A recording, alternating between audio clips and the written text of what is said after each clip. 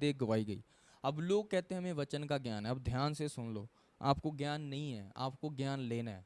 सुनो, उस वक्त क्या हुआ, आदम ने गलती करी और आदम के द्वारा मनुष्यों में क्या आ गई, मृत्यु आ गई।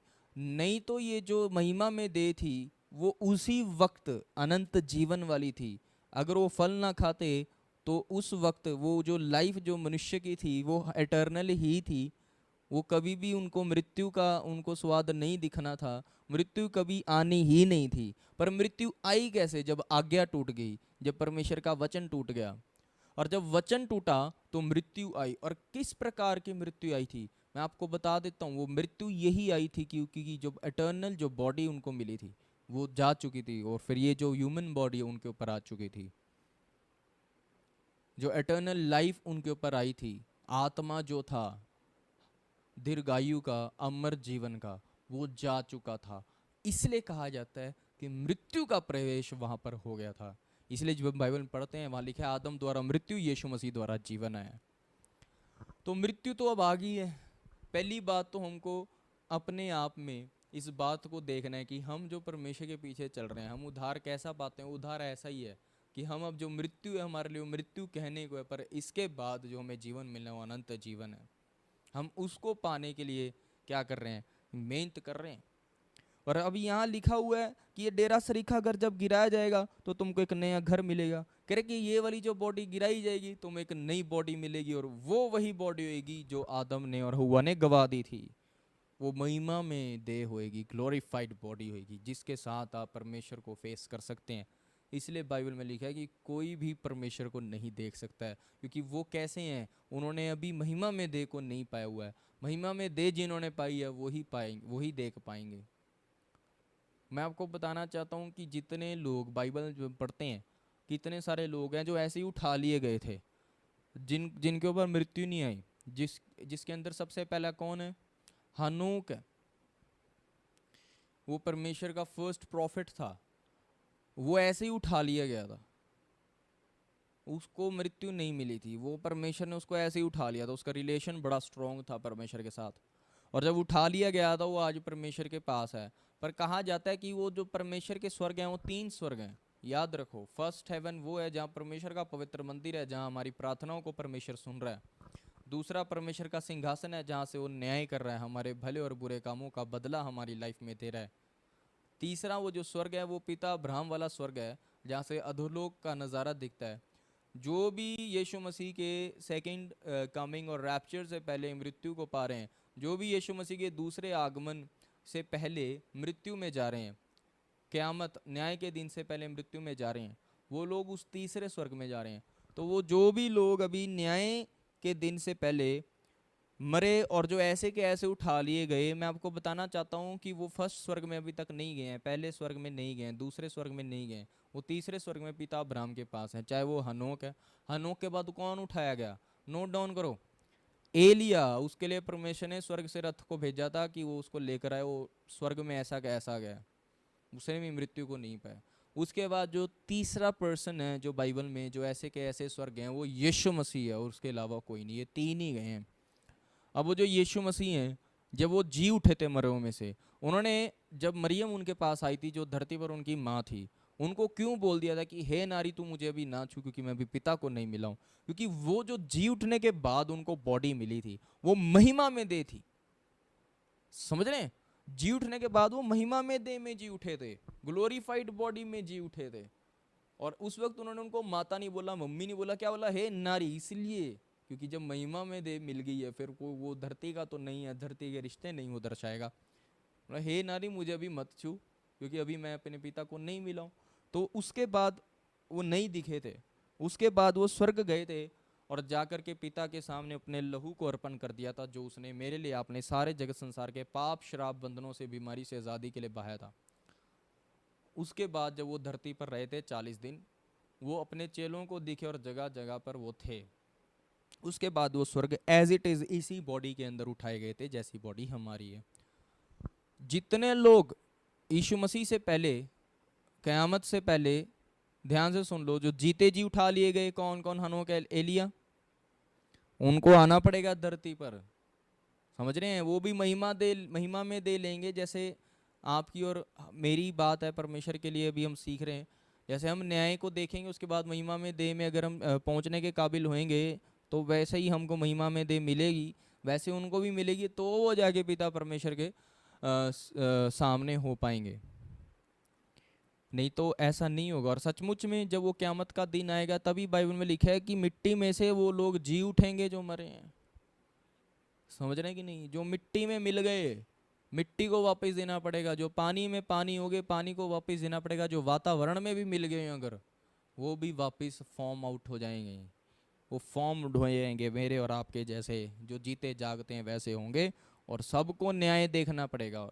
न्याय जो प्रभु यीशु मसीह करेगा, जीवन की पुस्तक देखेगा, जिनका नाम जीवन की पुस्तक में पाया गया, वो इस डेरे सरीखे घर में से उस घर में पहुंच जाएंगे, इस शारीरिक देह से उस महिमा में दे और अनंत जीवन में पहुंच जाएंगे, जिसका वायदा हमारे परमेश्वर प्रभु यीशु मसीह ने मुझे और आपको देने के लिए किया है। पर वो वायदा तो उसने कर लिया, पर ये वायदा पूरा आपको करवाना पड़ेगा। वो आप पूरा कराओ। कैसे? अब ध्यान से सुनो। कह रहे इसमें तो हम कराते और बड़ी लालसा रखते हैं कि अपने स्वर्गीय घर को पहन ले। कह रहे कि हमें इसके अंदर रहते हुए लालसा है, लालसा रखनी चाहिए कि हम उस स्वर्गीय घर को पहन पाए, यानी कि अनंत जीवन में हम पहुंच सके। लालसा कैसे रखेंगे? जब हम वैसे जिएंगे, आगे मैं आप बताऊंगा। कह रहे कि इसके पहनने से हम नंगे ना पाए जाए। कह रहे ये हमको इसलिए मिली कि हम नंगे ना पाए जाएं। समझ रहे कि कोई ना कोई बॉडी तो होनी चाहिए। कह रहे कोई इस शरीर के अंदर चलना, तो शरीर ऐसा होना चाहिए। कह रहे ये हमको इसलिए मिले कि कोई ना कोई शरीर तो हो। कह रहे हैं और हम इस डेरे में रहते हुए बोझ से दबे कराहते रहते हैं, क्योंकि हम उतारना नहीं वरन और पहनना चाहते हैं, ताकि वह जो मरणहार है जीवन में डूब जाए। कह रहे कि हम इसको पहनते पहनते कराहते हैं। कह रहे कि हम तरसते हैं, हम तड़पते हैं और दबे रहते हैं, बोझ में, चिंता में रहते हैं, क्योंकि हम उतारना नहीं वरन और पहनना चाहते हैं। हम ऐसी देह को पहनना चाहते हैं जो पहनने के बाद जो मरणहार है, जो मरने वाले हैं, वो जीवन में डूब जाएं। यानी कि जो मॉर्टल बॉडी है इमॉर्टल बन जाए, जो मरणहार शरीर है ये अमर जीवन वाला शरीर बन जाए। ऐसी लालसा रखो। कह रहा है जिसने हमें इसी बात के लिए तैयार किया है वह परमेश्वर है। कह रहे इस बात ने हमें तैयार कर दिया कि हम उस परमेश्वर को माने। और साथ ही देखो, कह रहा है कि जिसने हमें बयाने में आत्मा भी दी है। ध्यान से सुनो। कह रहा है कि हमें बयाना पहले ही दे दिया अनंत जीवन का उसने। वो बयाना क्या है? आत्मा। वो कौन सा आत्मा है? वो परमेश्वर का आत्मा है। वो कौन सा आत्मा है? वो प्रभु का आत्मा है। वो कौन सा आत्मा है? पवित्र आत्मा है, होली स्पिरिट है। उस वक्त जो आदम ने गवाया था, वो हमको अब पूरा नहीं पर बयाने में जरूर मिला हुआ है। जब आप कोई घर खरीदने जाएंगे, आप प्लॉट खरीदने जाएंगे, जैसे अभी हम चर्च की ज़मीन ले रहे हैं, पहले बयाना करना पड़ता है। बयाना करने के बाद कुछ समय मिलता है, ये समय के अंदर अमाउंट पूरा कर लो। वैसे ही अब जो आपको ये पवित्र आत्मा मिला है, ये आपको बयाना दे दिया, पवित्र आत्मा मिल गया, प्रभु यीशु मसीह ने सेंत में दे दिया फ्री। और अब तुम क्या करो? बाकी की पेमेंट को पूरा करो। कह रहे कि बाकी का अब तुम काम करो, इस जीवन के अंदर परमेश्वर के अनुसार चलो, और बाकी का जो जीवन है, अनंत जीवन है, उसको कमा लो, ताकि इस शारीरिक देह के गिरने के बाद, मृत्यु के बाद और न्याय के बाद आपको महिमा में दे मिल जाए। इस बात का मतलब क्या है? कि ये जो पवित्र आत्मा है हमारे ऊपर एक क्या है? What is it? वो बयान है, एडवांस है। फुल पेमेंट आप करोगे। तभी मैंने बोला परमेश्वर ने वायदा किया पूरा आप करोगे। परमेश्वर ने पवित्र आत्मा आपको दी है, बयाना हुआ है, बाकी पेमेंट पूरी आप करोगे, मैं करूँगा, हम सभी को करनी पड़ेगी अगर उस अनंत जीवन तक पहुँचना है। अब इसका भी प्रूफ मैं आपको दे देता हूँ, ध्यान से सुनते जाए। जब हम पढ़ते हैं यूहन्ना में, जॉन 14 अध्याय के अंदर 15वें वचन से हम पढ़ते हैं।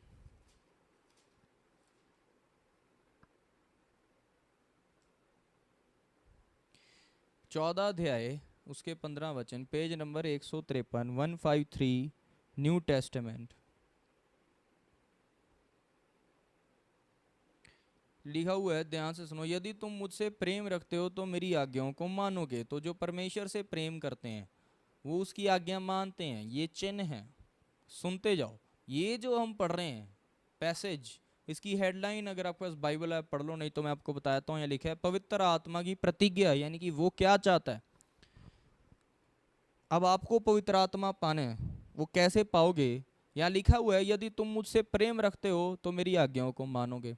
जो भी बाइबल में आपको वर्स मिले इन्वर्टेड कॉमास में, याद रखो वो जो इन्वर्टेड कॉमास में है, या वो परमेश्वर के मुंह के निकले शब्द हैं डायरेक्ट, जो परमेश्वर ने जैसे जैसे बोले वो हैं, या प्रभु यीशु जी ने बोले हैं। तो ये प्रभु यीशु जी ने बोला था, क्या बोला था, यदि तुम मुझसे प्रेम रखते हो तो मेरी आज्ञाओं को मानोगे।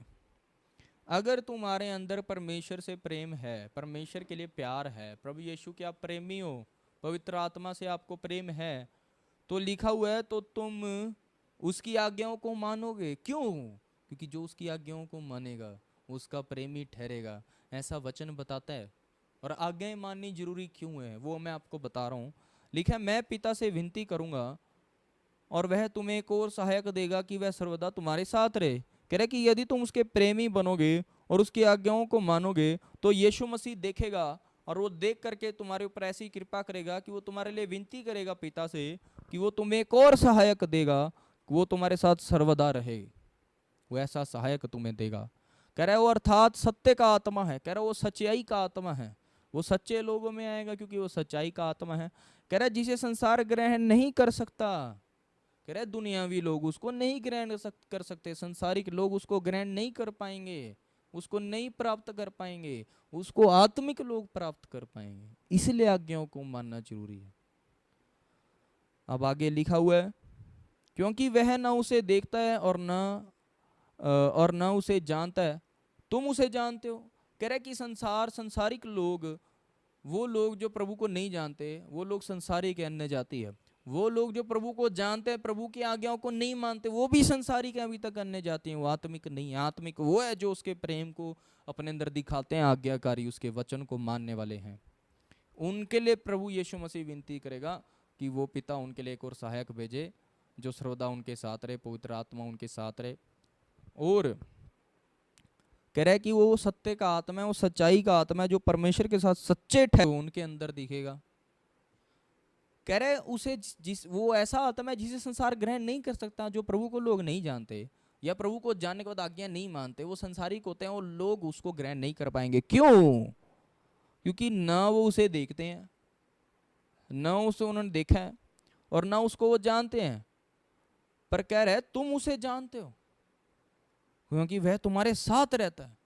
अब सुनो, जो लोग प्रभु का नाम लेते हैं उसी सेकंड पवित्र आत्मा उनके साथ होता है। पर यहां बात हो रही है पवित्र आत्मा अंदर होने की, क्योंकि छाप अंदर से दिखनी है, बाहर से नहीं दिखनी। जिनके अंदर वो पवित्र आत्मा पाया जाएगा वो बयाना बना रहेगा, तो वो फुल पेमेंट करते जा रहे हैं और स्वर्गीय अनंत जीवन को प्राप्त करने के काबिल बनते जा रहे हैं, महिमा में देह को प्राप्त करने के काबिल बनते जा रहे हैं। और यहाँ लिखा गया है कह रहे क्योंकि वह तुम्हारे साथ रहता है, तुम उसे जानते हो क्योंकि वो तुम्हारे साथ है। तुम प्रभु के लोग, वो तुम्हारे साथ है। कौन कहता है कि पवित्र आत्मा मेरे साथ नहीं है? अरे तुम उसको जानते हो, तुम्हारे साथ है क्योंकि तुम प्रभु को जानते हो। पर जब आज्ञाओं को मानने लगोगे तो कह रहा है, आगे लिखे और वह तुम में होगा। वो तुम्हारे अंदर आना चाहता है, तो वो बयाने को अंदर आने दो, पवित्र आत्मा जी को अंदर आने दो। लिखा है मैं तुम्हें अनाथ नहीं छोड़ूंगा। प्रभु यीशु जी कह रहे हैं मैं तुम्हें अनाथ नहीं छोड़ूंगा, मैं तुम्हारे पास आता हूं। कह रहा है मैं आऊंगा, और थोड़ी देर रह गई है, फिर संसार मुझे ना देखेगा परंतु तुम मुझे देखोगे, इसलिए कि मैं जीवित हूं, तुम भी जीवित रहोगे। कह रहा है कि मैं तुम्हें अनाथ नहीं छोड़ूंगा, मैं तुम्हारे पास आता हूं। कह रहा है कि मैं तुम्हें अनाथ नहीं छोड़ता हूं, मैं तुम्हारे पास आता हूं। वो आता हूं कैसे? क्या मतलब है इस बात का? क्योंकि जो पवित्र आत्मा है वो प्रभु का आत्मा है, परमेश्वर का आत्मा है, और वो प्रभु यीशु मसीह उस पवित्र आत्मा के रूप में हमारे साथ है। वो जो पवित्र आत्मा है वो प्रभु यीशु हमारे साथ है, वो परमेश्वर हमारे साथ है। कह रहे मैं तुम्हें अकेला कहाँ छोड़ के जा रहा हूँ, मैं तो स्वर्ग में जा रहा हूँ, पर पवित्र आत्मा तो तुम्हारे साथ है ना, वो मेरा ही तो आत्मा है, मैं तुम्हारे साथ हूँ। और कह रहा है और थोड़ी देर रह गई है फिर संसार मुझे नहीं दिखेगा। यीशु मसीह कहते हैं कि मेरे को बॉडी में, जैसे अभी तुम देखते हो, वो जाते हुए जब यीशु मसीह स्वर्ग का आरोहण होने वाला तो उससे पहले बात गई, कह रहा है कि और थोड़ी देर में तुम मुझे नहीं देखोगे। मुझे नहीं देखोगे इसका मतलब क्या है कि जैसे अभी तुम बॉडी में मुझे देख रहे हो वैसा नहीं देखोगे, पर पवित्र आत्मा तो तुम्हारे साथ है। कह रहा है परंतु तुम मुझे देखोगे, कह रहा है कि तुम मुझे देखोगे। संसार के लोग तो भी देख रहे थे यीशु मसीह को उस वक्त, वो स्वर्गारोहण नहीं हुआ था क्योंकि वो बॉडी में